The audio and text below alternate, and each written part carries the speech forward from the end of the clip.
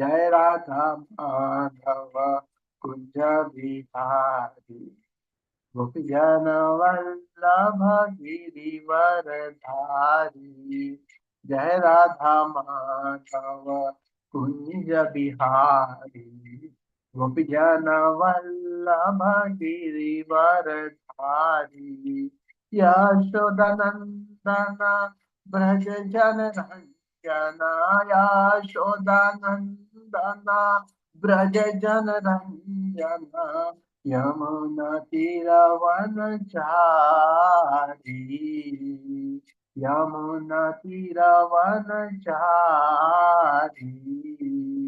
Hare Krishna Krishna Krishna Hare Hare Hare Ram Ram Ram Hare Hare.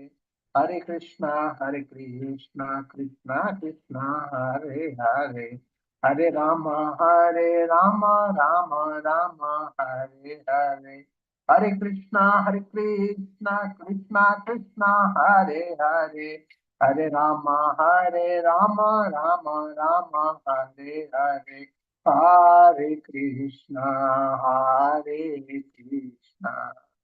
Krishna Krishna Hare Hare Hare Ram Ram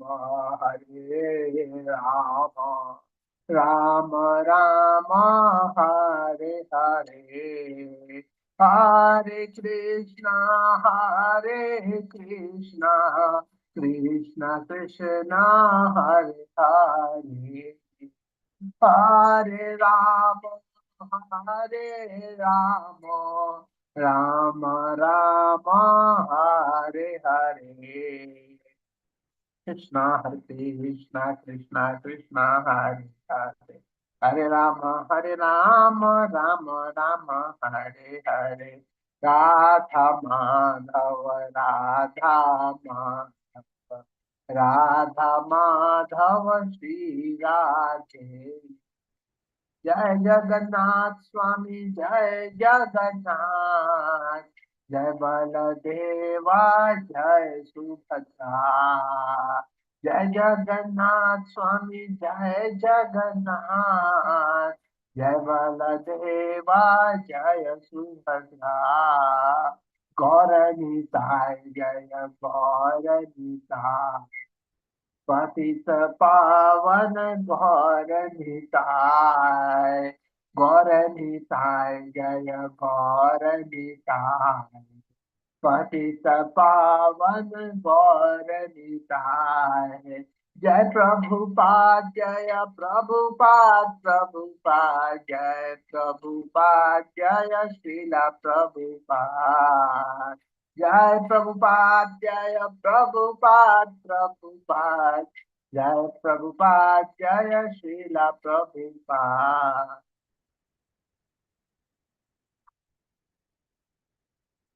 Hare Krishna. So we'll start with prayers. Om Ajnanatimirandhasya Jnananjana चक्षुरुन्मिलितं येन तस्मै श्रीगुरुवे नमः। श्रीचैतन्य मनोभीष्टं स्थापितं येन भूतले स्वयं रूप कदा मह्यं ददाति स्वपदान्तिकं। वन्देऽहं श्रीगुरो श्रीयुतात्पदकमलं श्रीगुरुन् वैष्णवांश्च श्रीरूपं साग्रजातां सहगना रघुनाथं वितं तं सजीवं साद्वैतं सावधूतं परिजना सहितं श्री कृष्ण चैतन्य देवम श्री राधा कृष्ण पादान सहगना ललिता श्री विशाखान्वितांश्च नमो विष्णु पादाय कृष्ण पृष्ठाय भूतले श्रीमते भक्ति वेदांत स्वामी निधि नामिने नमस्ते सरस्वते देवे गौरवाणी प्रचारिणे निर्विशेष शून्यवादी पाश्चात्य देश तारिणे नमो महावदन्याय कृष्णा प्रेम प्रदायते कृष्णाय कृष्ण चैतन्य नामने गौरसे नमः। हे कृष्ण करुणा सिंधु दीन बंधु जगतपते गोपेश गोपिका कांता राधा कांता नमोस्तुते। तप्त कांचन गौरांगी श्री राधे वृंदावनेश्वरी वृषभानुसुते देवी प्रणमामि हरिप्रिये नीलाचल निवासाय नित्याय परमात्मने बलभद्रा सुभद्राभ्याम जगन्नाथाय ते नमः। वाञ्छाकल्पतरुभ्यश्च कृपा सिन्धुभ्य एव च पतितानां पावनेभ्यो वैष्णवेभ्यो नमो नमः। जय श्री कृष्ण चैतन्य प्रभु नित्यानंद, श्री अद्वैत गदाधर श्रीवासादि गौर भक्तवृंद। हरे कृष्ण कृष्ण कृष्ण हरे हरे, हरे राम राम राम हरे हरे। ओम नमो भगवते वासुदेवाय, ओम नमो भगवते वासुदेवाय, ओम नमो भगवते वासुदेवाय। Okay, so I'll share the screen and we'll read the verse.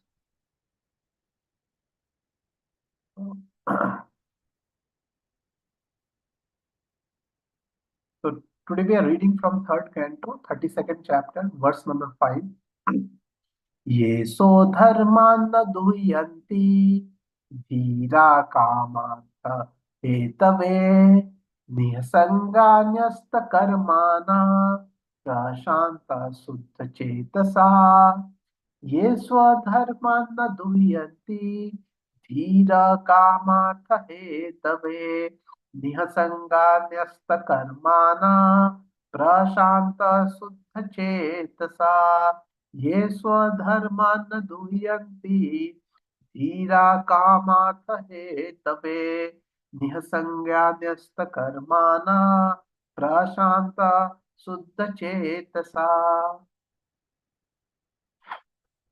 What meaning? Ye, those who swadharma, their own occupational duties, na, do not, duyanti, take advantage of, dhira, intelligent, kama, sense gratification, artha, economic development, hetave, for the sake of, niyasanga, free from material attachment, niyasta, given up, karmana, fruitive activity, prasanta, satisfied Suddha Chetasa of purified consciousness. Translation and purport by His Divine Grace, Abhay Charnavrin, Bhaktivedanta Swami Srila Prabhupada Ki Jai. Those who are intelligent and are of purified consciousness are completely satisfied in Krishna consciousness. Freed from the modes of material nature, they do not act for sense gratification. Rather, since they are situated in their own occupational duties, they act as one is expected to act. The first class example of this type of man is Arjuna. Arjuna was a Kshatriya and his occupational duty was to fight. Generally, kings fight to extend their kingdoms, which they rule for sense gratification. But as far as Arjuna is concerned, he declined to fight for his own sense gratification. He said that although he could get a kingdom by fighting with his relatives, he did not want to fight with them. But when he was ordered by Krishna and convinced by the teachings of Bhagavad Gita that his duty was to satisfy Krishna, then he fought. Thus, he fought not for his sense gratification, but for the satisfaction of the Supreme Personality of Godhead. Persons who work at their prescribed duties, not for sense gratification, but for gratification of the Supreme Lord, are called Nyasanga, freed from the influence of the modes of material nature. Nyasta Karmana means indicates that the result of their activities are given to the Supreme Personality of Godhead. Such persons appear to be acting on the platform of their respective duties, but such activities are not performed for personal sense gratification. Rather, they are performed for the Supreme Person. Such devotees are called Prashanta, which mean completely satisfied. Suddha Chetasa means Krishna consciousness. Their consciousness has become purified. In unpurified consciousness, one thinks of himself as the Lord of the universe. But in purified consciousness, one thinks himself the eternal servant of the Supreme Personality of Godhead. Putting oneself in that position of eternal servitorship to the Supreme Lord and working for Him perpetually, one becomes completely satisfied. As long as one works for his personal sense gratification, he will always be full of anxiety. That is the difference between ordinary consciousness and Krishna consciousness. Okay, so very, very powerful verse. Okay, so sometimes, as Srila Prabhupada said, that the activity of a person in Krishna consciousness and a person, a materialistic person, sometimes externally it may look very similar. Sometimes it may look, as Srila Prabhupada describes in a purport, that they are also working and the devotees are also working. Yes, they are also doing their respective duties or respective responsibility which they are awarded to do. Similarly, devotees are also sometimes seen engaged in varieties of responsibilities, etc. Yes, sometimes they may also have a family. Devotees are also having family, and sometimes externally it seems that there is not much difference. Yes, but the difference is so significant. The difference is so remarkable that Krishna expresses this difference in the Bhagavad Gita.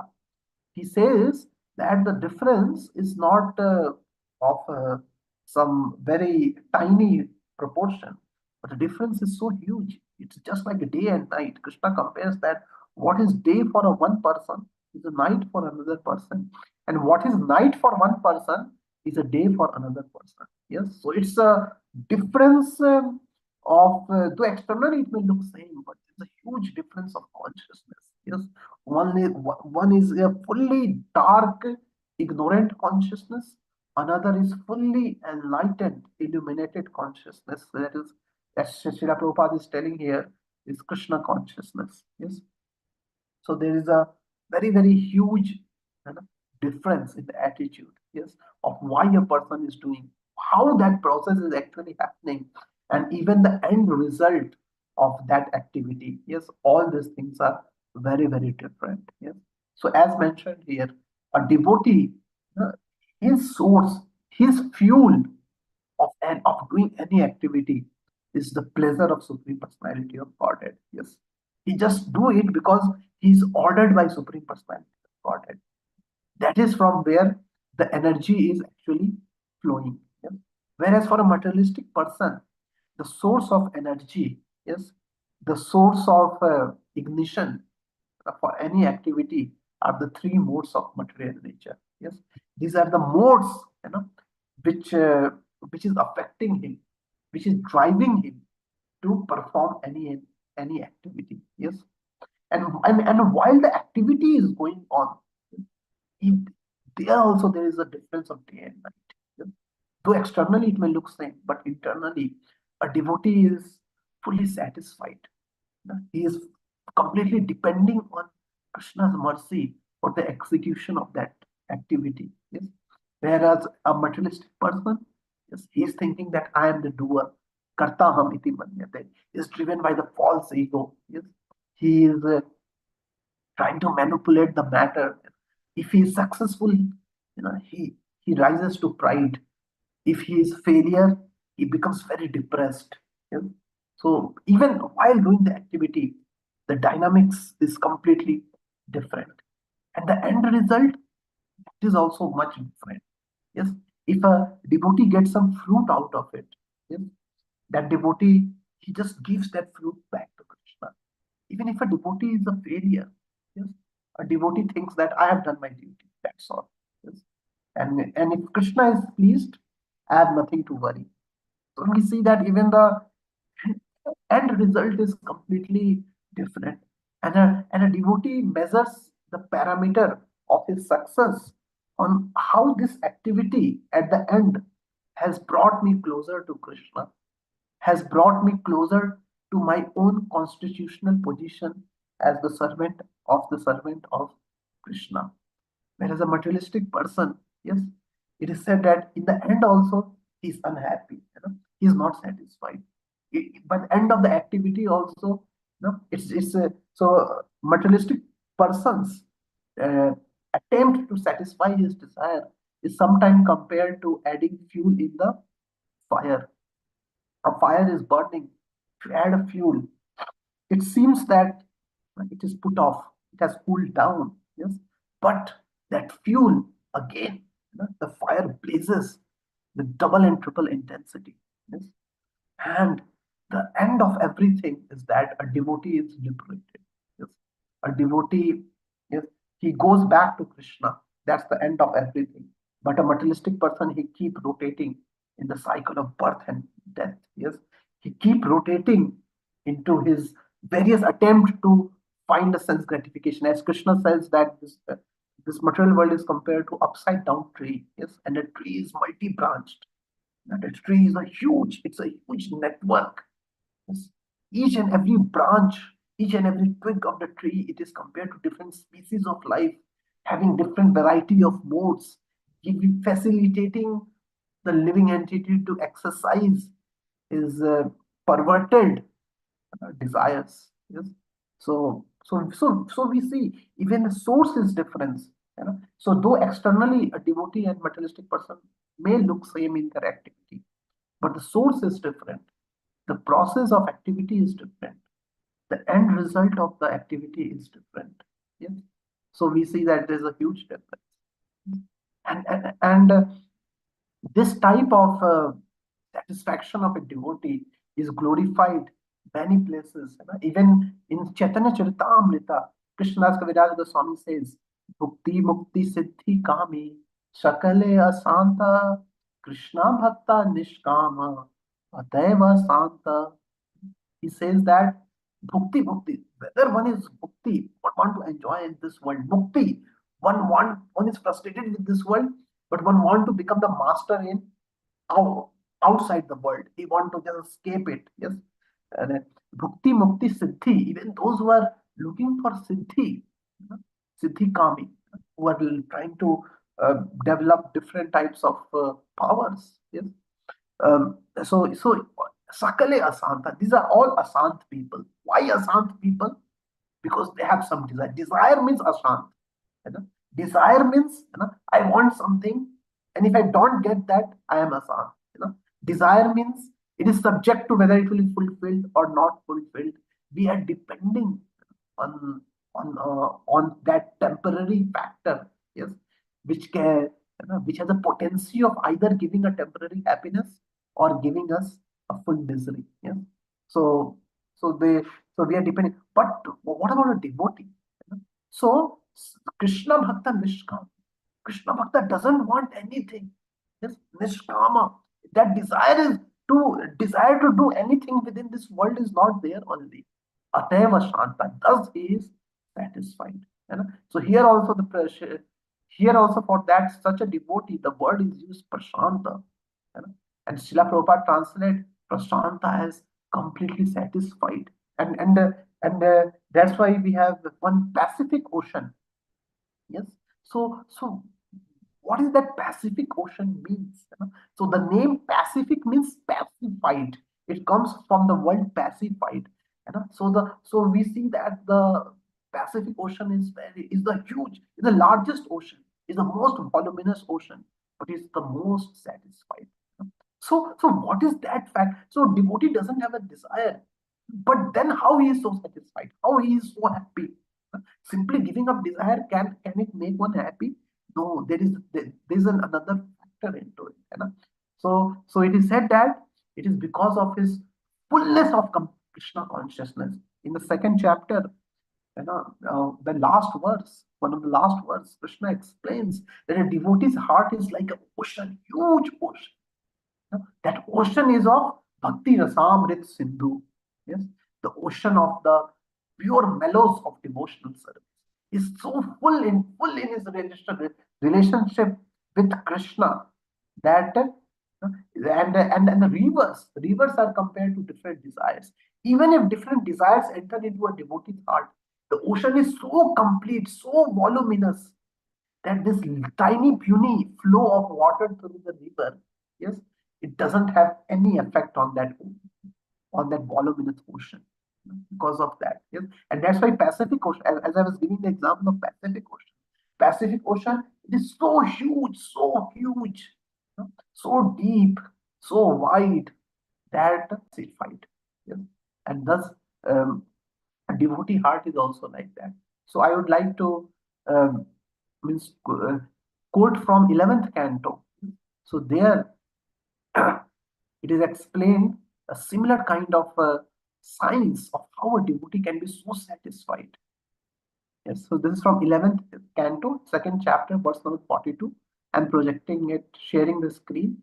Bhakti pareshanubhava viraktir अन्यत्र चैसा त्रिका एक काला प्रपद्यमानस्य यथा नतास्योस तुष्टि पुष्टि शुद्ध आपयो नुघासम. So very beautiful uh, verse. So he says bhakti pareshanu bhava virakti. Yeah.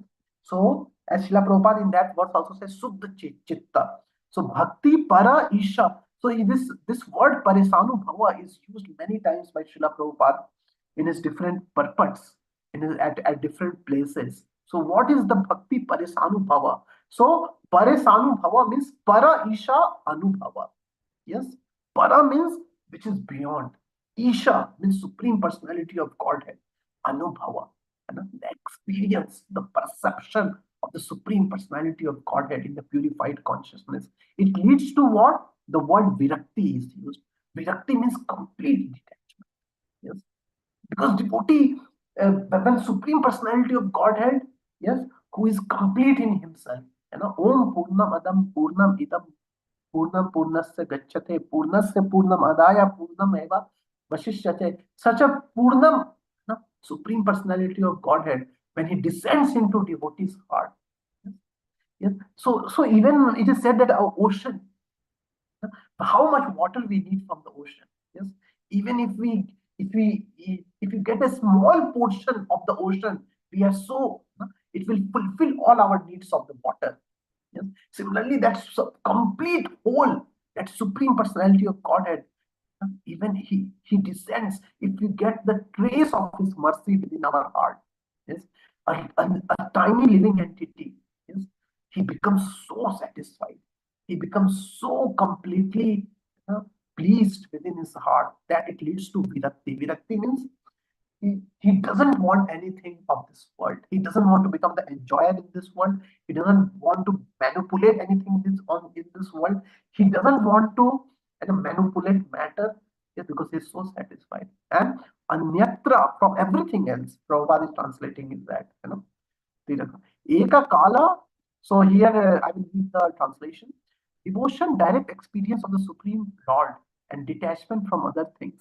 These three occur simultaneously. Yes, for one who has taken shelter of the Supreme Personality of Godhead, in the same way that pleasure, nourishment, and relief from hunger come simultaneously and increasingly with each bite for a person engaged in eating.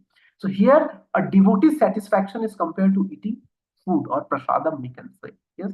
So it is said that when one is eating food, three things are happening simultaneously. Let us see what are they. Pleasure, yes, because the food is very tasty. Yes, different taste, different variety, mixing rice with dal, and then having some special effect with sabji, and there are some little chutney, so there is a variety of pleasure, of different taste one is getting. Nourishment, as one is eating, he is getting strength also. So there is a pleasure of taste, and simultaneously there is a nourishment also. One is becoming nourished. And then the third effect which is happening is relief from hunger. Yes, immediately the hunger is gone. As soon as one starts eating, immediately the hunger starts satiating. So similarly, when one comes to devotional service, also these three things are happening. Pleasure, because devotional service is so pleasurable. Yes, Srila Prabhupada explains it as it's a mellow, raso vahi saha. Yes, that supreme absolute truth is filled with different varieties of rasa. Yes, and the relation with the Supreme Personality of Godhead is also filled with varieties of mellows, as our acharyas have explained primarily that there are five different kind of rasa, five different varieties of relationship which one can experience with the Supreme Personality of Godhead. Yes. So there's a huge pleasure in devotional service, in chanting the holy names, in reading Bhagavatam, in seeing the deity, and then there's a nourishment. Nourishment means it gives one strength. It gives one spiritual strength. Yes, the strength to go on in this material world, the strength to say no to wrong thing, the strength to keep taking shelter of Supreme Personality of Godhead. Yeah? So that's nourishment also comes. And the third is relief from hunger. What is that relief from hunger? That relief is the relief from the hankering of this material world. That relief of sensual demands. Yes, because the senses are so notorious. The senses are so demanding. Yes, the mind is so demanding. For a moment, it cannot sit at one place, silently. There's always a demand to keep thinking something, to keep hovering around something, and the mind keep directing the senses. I want this, I want that. The nose is very eager to smell something. The tongue is very eager to taste something. So there is a so constantly there is the living, the mind and senses are always looking after something. Yeah? But what happens when one eats the food of devotional service is the complete satiation of the hunger. A devotee doesn't feel any more pain, yes, of the hankering of the material existence. Yes. So, and all these three things are happening simultaneously and increasingly. So this is another very beautiful thing. It keeps increasing. Yes, it's not that okay, I did devotional service, and then a taste came, and now it is saturated. Mostly it happens with the food we eat. So as we eat, initially it increases our excitement. Oh, what is this? Oh, this paneer sabji, or maybe I will taste this also. Maybe I will taste that also. And we say, Prabhu, please serve me more. The taste is increasing, my nourishment is also increasing, and I am getting relief from hunger. Please, but a time comes when it becomes saturated. Okay, one gulab jamun, two gulab jamun, but here what the word uses is it is simultaneously and increasingly. That means more you devotional service one does, it that ocean of happiness keeps increasing. Yes, and that's why in the Sixastakam also, Sri Chaitanya Mahaprabhu says, and how this ocean of bliss keeps increasing. There's no limit to it. Yeah? And that's why um, and that's why we see that devotees who are doing devotional service in the first few years, they experience a certain level of happiness, certain level of realization. But as one keep doing it after 10 years, 15 years, 20 years, 30 years, we see our spiritual masters, they have done it for 40 years, 50 years, and still they are hungry to eat more and more devotional service. They are always prompt to take more and more shelter of the holy name, to chant more, to preach more. They are they want to reduce their eating demand, sleeping demand. They want to engage more and more into devotional service. So we see that even after the age of 50, it's not that, oh, I have done 50 years of devotional service, now done. I have done enough. Now it's time to little bit relax. No, even after 50 years, that fire of devotional service becomes more strong, and it keeps increasing, increasing, and increasing, and there is no limit to it. So that's the power of devotional service, that it leads to the complete satisfaction. Yes, and that's why it is said that different yogas, in the karma yoga, the most important factor is karma. The karma is very pradhan. One is very one has to know how to act. In the jnana yoga, the jnana is very prominent. It's all about how much you can learn the things, how much you can analyze the things in your intelligence, how much you can grasp the different types of Vedic literature and all those things. In the yoga path, in the Ashtanga yoga, the all the different types of pranayama, yam, niyam, virakti, etc., they are so prominent. But bhakti yoga is the game of desire. That's all. So bhakti, the game of is it's a complete game of a desire. Because the desire is the root. Everything else is the manifestation of desire. Everything else is the perpetual chain reaction of the desire. So bhakti, it treats one from the heart itself. Yes, the karma yoga, it is dealing with external. The jnana yoga is dealing with little more subtle. The even the path of Ashtanga yoga, one is though one is dealing with one's life here, but even deep within that is the soul, and the soul's property is the desire. Once the desire is rectified, the everything else is taken away. And that's why bhakti is so powerful. And that's why bhakti has the potency to give the complete satisfaction right from the initial stage. Even a devotee who has come very newly to Krishna consciousness, he can feel such a surcharge of devotional ecstasy by the mercy of Sri Chaitanya Mahaprabhu, that even a neophyte devotee, he feels so easy to give up all his past bad habits. He, he, he becomes so eager to dedicate himself more and more into devotional service. So that's the very effective power of devotional service of the Supreme Personality of Godhead, because it directly attacks the innermost core of the heart. It directly transforms our desire itself.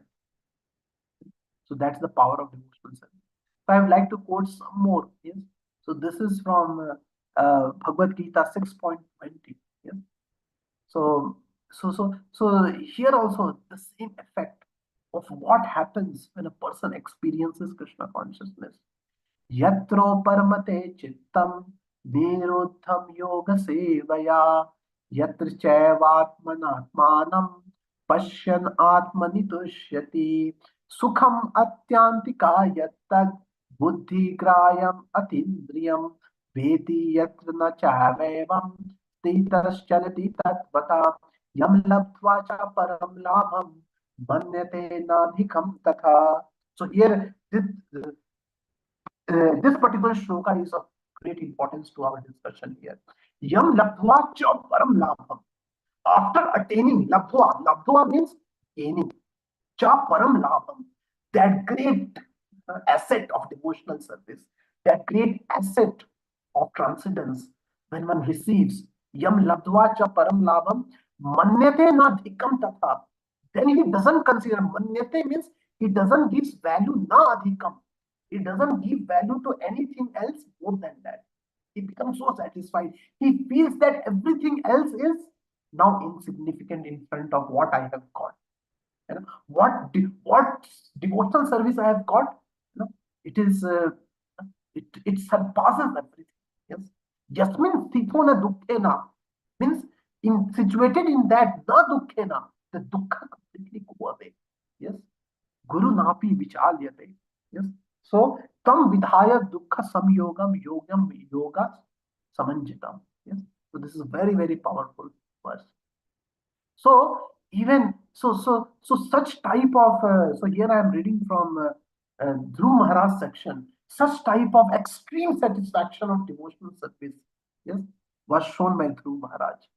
स्थानाभिलाषी तपस्ति स्थितोऽहम त्वां प्रपत्वां देव मुनीन्द्र गुह्यं काचं विचिन्नम् अपि दिव्यरत्नं स्वामिन् कृतार्थोऽस्मिन् वरं न याचे.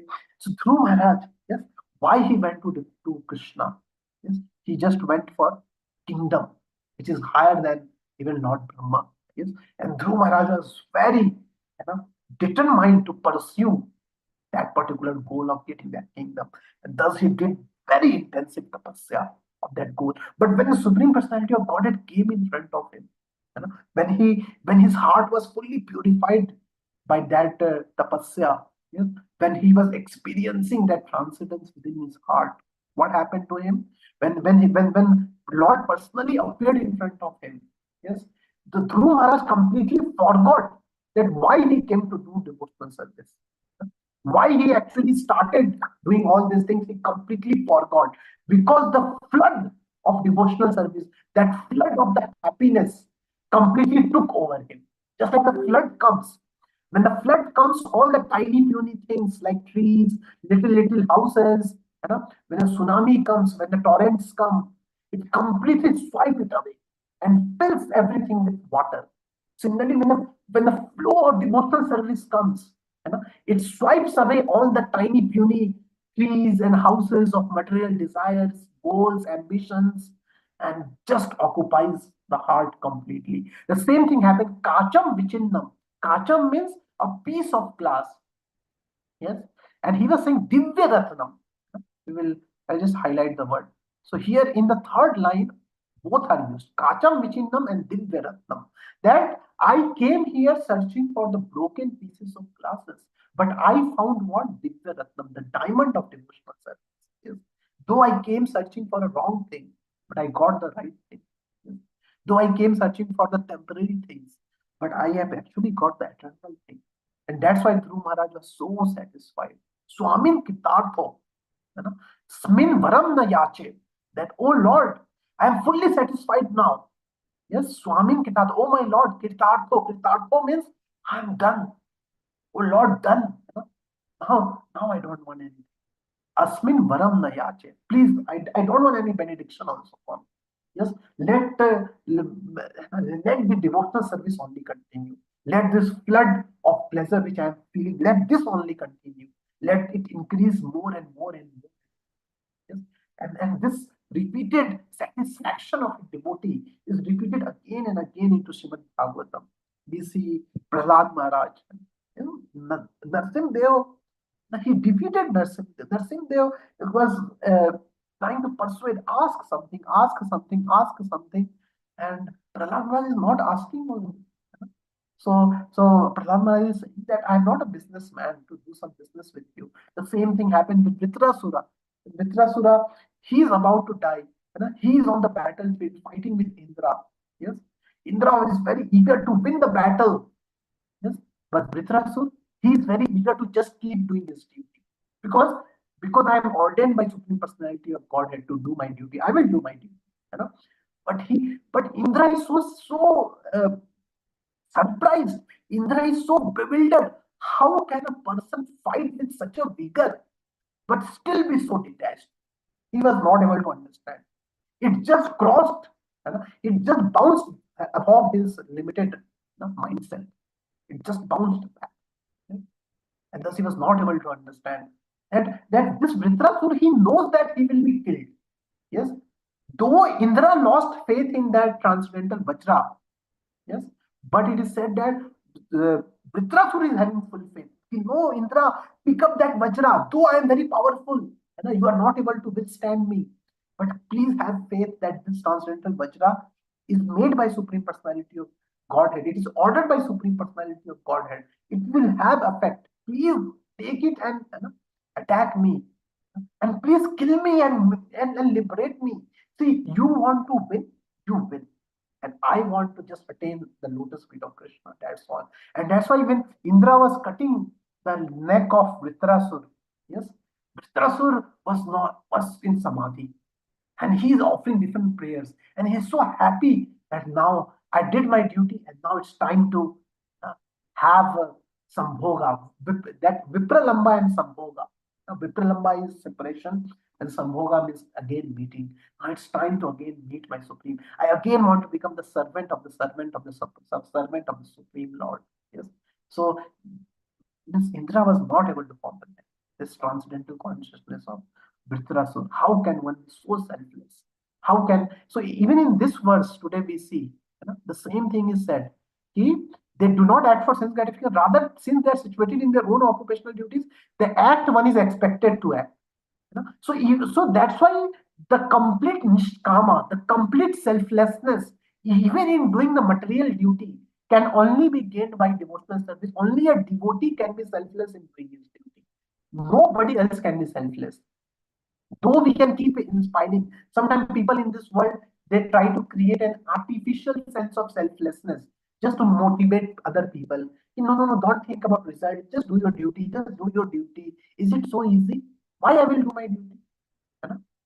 Means it looks very illogical. Why I should simply keep doing it? So though we can, through different types of philosophy, substandard knowledge, we can convince a person to become selfless in this world.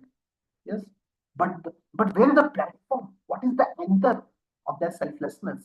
That selflessness simply flies away as soon as some success comes or some failure comes. It just flies away, that selflessness. Only a devotee who is having a strong anchor of lotus feet of Krishna, he can be truly be selfless. He can boldly say, yes, I will do this activity, but I don't want anything. I will keep doing this activity. Why? Because he is having. So Srila Prabhupada says nothing in this world comes free. Even the selflessness doesn't come free. Why a devotee is also selfless? Even a devotee is not selfless because of freedom, because of nothing. It is said that the devotee is selfless because he is gaining something. He is gaining the pleasure, the honey which is dropping from the lotus feet of Krishna. Because he is tasting that, that's why he can be selfless. Srila Prabhupada says that there is no concept of vacuum in this world. It's not that, oh, Yeah, I'm selfless. I will keep doing my duty now. And I don't want any. No, it will just be washed away by the time. Only a devotee can say that, because a devotee is experiencing something higher, and that's why he can boldly do that. Rest, otherwise it is so difficult. Yes. So I would like to quote something from Shad Goswami Astakam also. In the Shad Goswami Astakam, here we are able to see त्यक्त्वा तूर्णम अशेष मंडलपति. So even the six Goswamis, so these two lines are so significant in the third Goswami Astakam. The first line explains त्यक्त्वा तूर्णम, that this Sanatan and Rupa Goswami, the prime minister and the finance minister, they they are so mandalapati. They are at that position which any living entity is so much desirous of. But Tyaktva Turnam, that's like a straw of a grass. Just like one throw away the grass. What value one gives to the grass? One simply step over the grass. That's all. Tyaktva Turnam, Ashesh Mandala Parti, Shenim Sada Tuchat Vata. Just like a just discarded it. Just threw it away. Yes. But second line explains that why? What was the platform on which they were able to do that? Bhutva Dina Ganesha Kau Karunya Kopina Kanta Sitau, and then Gopi Bhava Rasamrita Lahari. This is this is that thing which they are getting. They are giving up the pieces of glass. But is it so easy to just give it up? No. But in return, they are getting the diamond. Which diamond they are getting? Gopi Bhava Rasamritab Lahari. They are experiencing the Gopi Bhav. Yes, they are living in that consciousness of the gopis. Gopi Bhava Rasamritab Lahari Kolol Magnau. They are fully drowned in that transcendental relationship of gopis with Krishna, which is considered the topmost ecstasy in the ladder of devotional service, and that's why they were able to do that. So we have just remaining a few minutes. So I would like to uh, sing one song from Bhakti Vinod Thakur. Yes. So this song is an expression of such a great acharya, such a Paramhamsa, about what he is feeling in his heart, of what kind of satisfaction he's feeling from devotional service. मानस देहो के हो जो कीछु मोर अर्पिलु तू आपदे Nand Kishore. So Bhaktivinoda Thakur is feeling such a satisfaction in devotional service that he is saying, Manasa Deho Geho Jo Kichu More, I just give it all to you. Sampade Vipade Jivane Marane Daya Mama Gela Tua O Padavarane. That means I even don't want to have any desire of even living and dying. Can you imagine? He, a person even loses a desire of even keep surviving in this world. Generally, who can give up that desire? A person may give up all desire, but he still remains with one desire. He let me keep living in this material world. Nobody wants to die. But see the Bhakti Vinod Thakur, he is saying ki sampade vipade. Even I don't desire ki let the difficulties of this world go away. Jivane marane. Death comes or I leave. That is also not a problem. Daya mama gela tua o padava. I just want to be at your lotus feet. Maro bhi rakho bhi जो इच्छा तुहार नित्यता सप्रति तू तू अधिकार. You kill me. So such a satisfaction of devotional service, such a selflessness. मारो भी राखो भी जो इच्छा तुहार. Kill me or keep me survive. It's your इच्छा. Can a yogi, can a karmi, can a jnani, can he speak these prayers? Impossible. Yes. कीट जन्म यथा तू अदास बहिर्मुख ब्रह्मा जन्म नहीं आस. Even he is not desiring ki because I have done devotional service, So let in my next birth I get a good body. You know, at least I get some decent body. Even that expectation is not there. He's saying Kita Janma. I would like to be born as a Kita. Kita means insect. Yes. If I can remain your servant. But if as a Brahma I become proud and forgets you, I don't want Brahma. Yes. Janaka Jana Bhukti Mukti Spriha Vihina Je Bhakta Labhai Te Tako Sanganurata. And but he's desiring something. See, as we told that nothing comes for free. Nothing comes for free in this world. Even the satisfaction of a devotee is not for free. It's not that for free a devotee is you know doesn't want anything, because the devotee is getting something. So in the sixth paragraph, he is saying what I want. Bhakti Mukti Spriha. Ki those devotees who are free of Bhakti and Mukti, those devotees who are free from desire of even enjoyment in this world and even the enjoyment beyond this world. They neither want to enjoy, they neither want to get liberated. Labhai te tago sangha anuragta. I just want their sangha. Yes, I just want the association of such a lover of God.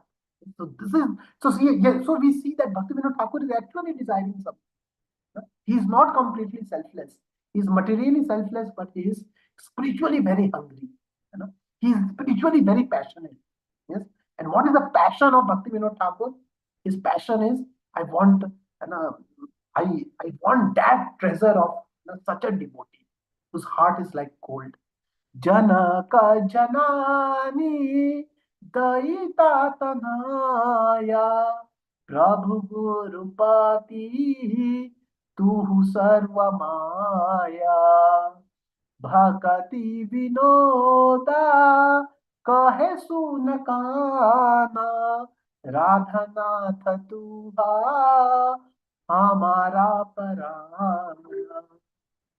Beautiful song where Bhaktivinoda Thakur expresses his satisfaction of devotional service and his virakti of devotional service. And that's why there's another beautiful song where uh, it is said that it is described the heart of a Vaishnava Thakur. What is the heart of a pure devotee? So I would like to focus on the fifth paragraph of this song. So this is a beautiful song by Narottam Das Thakur. Ehi baro karuna karo. This is sometimes devotees sing when they want to glorify any Vaishnava. So in this, Narottam Das Thakur expresses the heart of a devotee. This is just a fifth paragraph. Yes. Tomara hridaya sada Govinda Vishrama Govinda kahe na mora Vaishnava parana. He says that Tomara hridaya sada Govinda Vishrama. Yes, oh Vaishnava Thakur, oh the great devotee, your heart is like Govinda Vishrama. Vishram means where one can do complete rest, one can be completely happy. So Krishna is so happy residing in the heart of a pure devotee. He's Govinda Vishrama. He's just resting. He's just dwelling into the mellow of relationship with that devotee. But in others people's heart, materialistic person's heart, Krishna is at work. Krishna has to fulfill all his desire. Krishna has to keep seeing, sensing his desire. Oh, this living entity now wants this desire. Let me send it to this species, that planet. Oh, he wants this also. Oh, he wants that also. So Krishna as a super soul within the heart is always busy making various types of arrangements for that living entity to keep enjoying in this world. Yes, because the living entity is just like the disobedient child. Yes, but in a pure devotee's heart, Tomara Hridaya Sada Govinda Vishrama. Krishna is simply resting. And Krishna is just ready to award something. Krishna is just thinking within the heart, oh, this devotee is so selfless. He is not wanting anything. Let me try to do something to please him. And that's why Narottam Das Thakur has expressed this desire. And that's why Krishna, when in Vrindavan, when he called the gopis, there's a beautiful exchange of loving exchanges among Krishna and the gopis. for the whole night. It is said that that night extended actually for the day of a Brahma. Yes. So it was so after that, Krishna spoke one very beautiful thing to gopis. He says that your love is so high. You actually love me so much that I feel so short in reciprocating it back. Yes, I feel so so lowly in order to return back that love in the same proportion. So, oh gopis, just be satisfied with your devotional service. So devotee surpasses such a limit of selflessness, of desires, and such a strong, loving devotional service to Krishna that Krishna starts feeling that he is not able to pay back. He feels indebted. That how can I reciprocate back to this devotee in the same proportion? So that is the selflessness of a devotee. Yes, that is so, and that's why Srila Prabhupada told that this is the test of Krishna consciousness. Now, once somebody asked Srila Prabhupada, "Hey, Prabhupada, how to know that I am advancing in Krishna consciousness? What is the proof that I am advancing in Krishna consciousness? Is it like that I feel very emotional, I feel a lot of emotion to Krishna and all those things?" So all these things, so Srila Prabhupada told that Krishna consciousness is a science. Krishna consciousness is not a sentimentalism. And Srila Prabhupada in his many books, many lectures, he actually gave the right parameter of testing ourselves whether we are advancing in devotional service or not, or we can say the litmus test of devotional service. Yes, and Srila Prabhupada says that it is how much you are feeling disgusted with this material world, how much you are feeling virakti from the sense gratification. That's the proof that you are advancing. So that was a very, so where I remember when I first read it, it was very sparkling, because sometimes we think that maybe advancement in devotional service means I will get tears or I will feel some kind of special emotions in my heart, and then this will happen. We have a very rosy or heavenly kind of conception of devotional service. But here, Srila Prabhupada tells that the test of Krishna consciousness is one feel, because when Krishna descends in somebody's heart, he will feel so complete, he will feel so happy that he will not be desiring to enjoy this world. He will lose all desire to become Swami of this world. He will lose all the desire to control the matter, to manipulate the matter. And Srila Prabhupada says that this is the test. And that's why it is said that only a devotee can be selfless. And that's why Krishna in the Bhagavad Gita, in the third chapter, and then he builds up to the Jnana Yoga. And in the fifth chapter in Bhagavad Gita, Krishna again comes to the Karma Yoga. So the question can come, in the third chapter of Bhagavad Gita, Krishna already explained Karma Yoga. And in the fourth chapter, he just upgraded to the Jnana Yoga. And then in the fifth chapter, he again comes to Karma Yoga. And Srila Prabhupada very beautifully names that fifth chapter of Karma Yoga is action in Krishna consciousness. It is said that in the fourth chapter, after gaining the transcendental knowledge, one actually comes to the true platform of acting in this world in complete selflessness, in complete fruitless manner. And that only happens by the devotional service. Yes, and that's why this is the beautiful verse. Yes, yes, the bhakti bhagavati akinchana sarver gunastatra samasate sura harava bhaktasya kuto mahat guna manorathena sati dhavato bahi. So it says that a devotee gains all the good qualities by just doing devotional service.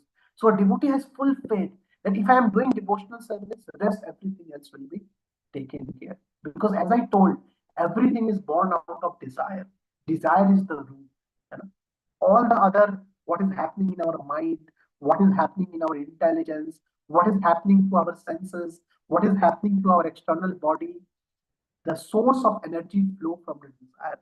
And the devotional service is so potent that it directly enters in the right at the innermost core of the heart, and it rectifies the desire itself.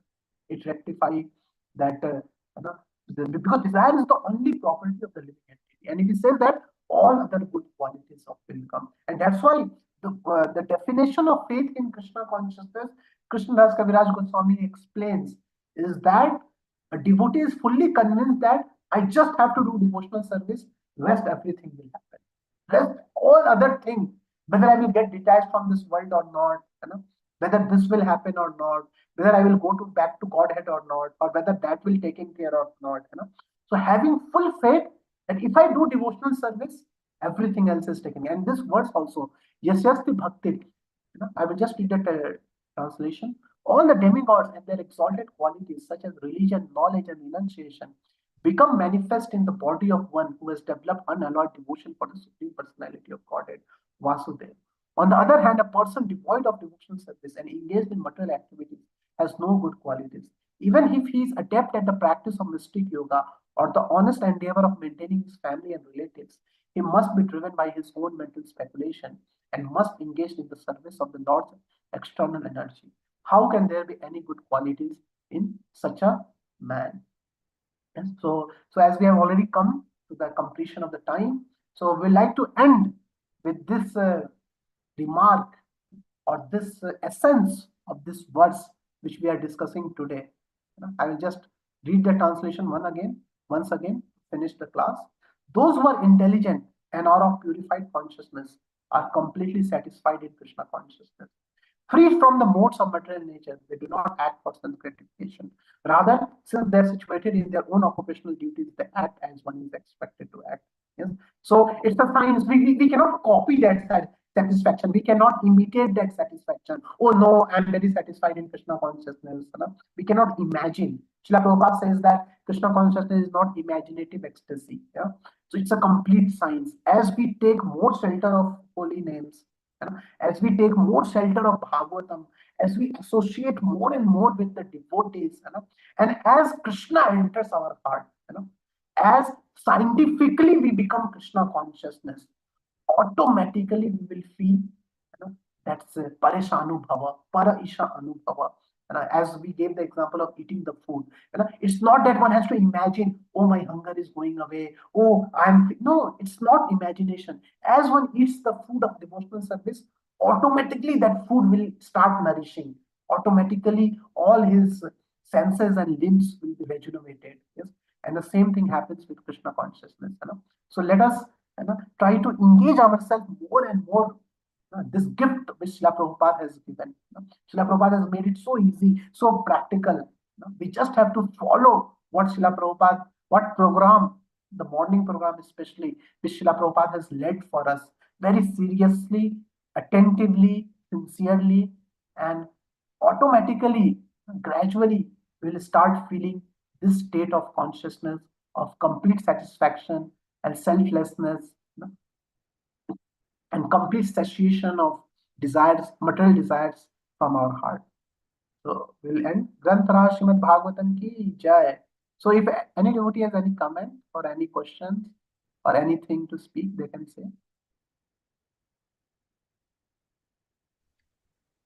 Thank you, Prabhu. Very enlivening class. Thank Hare you so Krishna. much. Hare Krishna, Prabhu. Yes, Prabhuji. Very nice class, Prabhu, it was. Thank you so much for enlivening class. All you are quoting many shlokas from many places. It was very good, Prabhu. Thank you. So, Yes. okay, Prabhu, so we'll end the class.